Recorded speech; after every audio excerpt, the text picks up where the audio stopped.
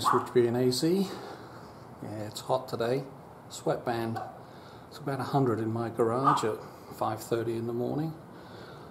Gonna have another go at removing the tire off the front tire off the Triumph Bonneville. I know it's easy to get off this steel rim. So I've made up a new end on my tool here, and I've got a Rabaconda duck head, which is quite significantly smaller than the Hunter style duck head I've tried previously, and it is smaller in some critical dimensions, so hopefully this is going to be able to pull the tire off without any ripping noises.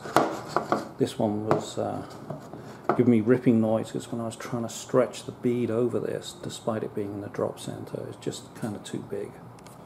So this is the Rabaconda duck head. I've got the valve over here, so when this goes in, it's going to go around that way, because that's the way they go on tire machines, and it's based on a tire machine. Okay, I've swapped in my 16-inch tire lever, for a bit of extra leverage. And there was a tiny little bit of ripping. It may have just been the wood moving, but essentially there's no noise on that one. I think I've missed my opportunity to put my tool in.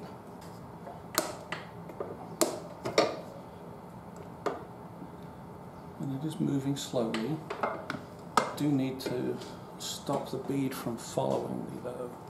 So the small amount of movement did open up this area, which is just enough to sneak my experimental tool in, which I haven't proven yet. I want to see if this will stop the bead from following me around.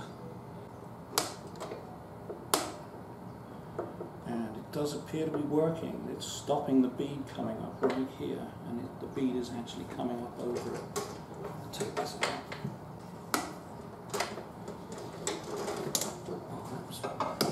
That went nicely.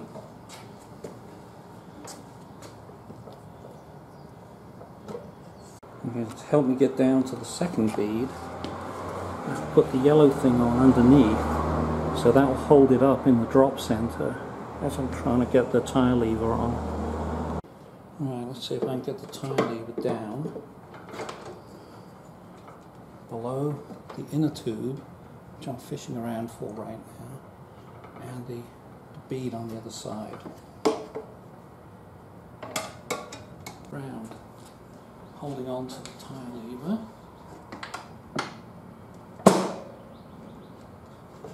I think I need to put my little tool in. Where did it go? There it is.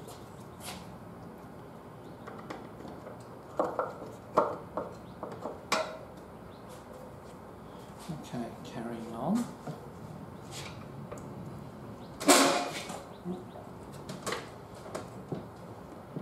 See the little tool work there to stop the bead coming around. This is going around reasonably easily.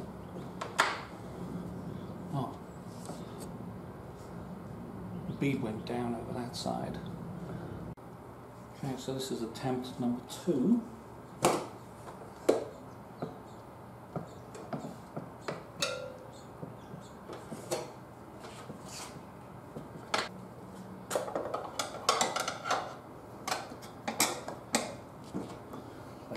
Can I take this one out? Yes.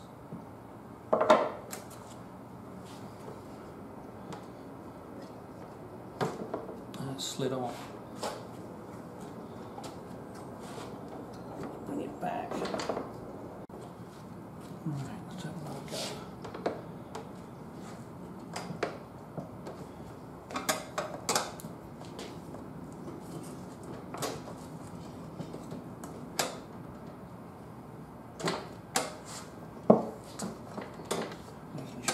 It's in the drop center. It's a little tougher than I expected. Okay, it came off. That tire came off. And the bead is going up over the rim, so that's good.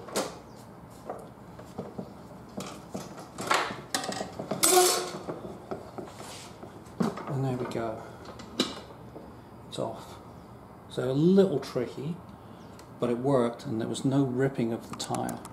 Can't do that. Anyway, looped up, got the valve where I need it to be. And with any luck, if it's like a car tire, I'm going to try and get this valve stem in first, like that. Get the nut, I can reach it. Put the nut on a couple of threads. And it should just push.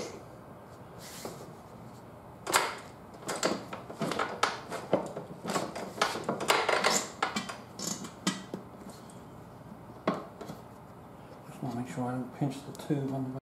Okay, it wasn't going on very easily, so I'm going to just use the tool to try and get it on. Let me put a bit of tire lube on this bead as well, without pinching it. So I've got the yellow thing on this side, stop the bead chasing me.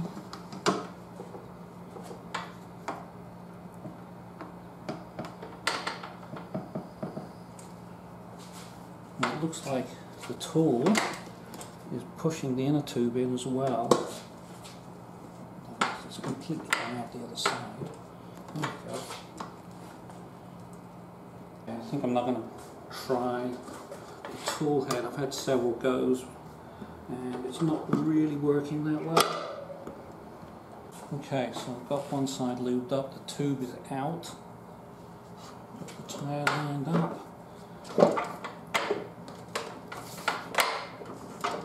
And it's on. So it was the tube that was stopping it from going on. So I've got all the lines marked up. Now I've just got to kind of push the tube in. A lot of fun this. I'm sure that's why they like to show it with the tube in. But for the amount of time I've spent struggling trying to get it to go in with the tube in, getting it on with the tube out, which is where it usually stuffs your fingers up. Good trick if you can do it. I can see the valve stem down here. Is my hand in the way? I need to move the tire that way a little. Now it's lined up, so I can lever it down. Okay, I'm sort of just gently pushing down with this tire lever. I've got it a couple of threads through, so I'm going to slip that nut on now while I can. Then I can let this all go. There we go. And you can see the nut is on a couple of threads. Okay. Yeah, I've been tucking the inner tube in all the way around. There's the last little bit to tuck in.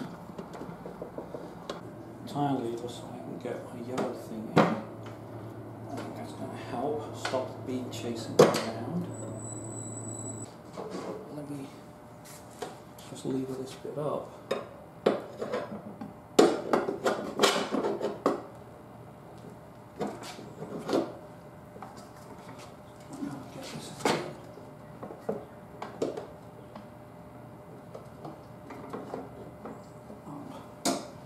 Go on. There we go. Okay, so now he's up over the forward one and down below the back one. A bit more. I put this on sparingly rather than soaking it. And what the Rabaconda tool does, I'm going to hold it down when it runs around. Camera.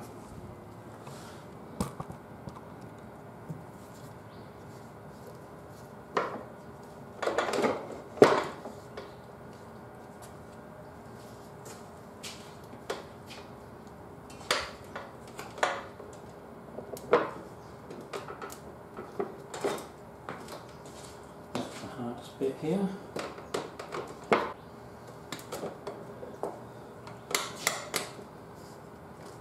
And there it goes. It is on. I just have to get this part over here.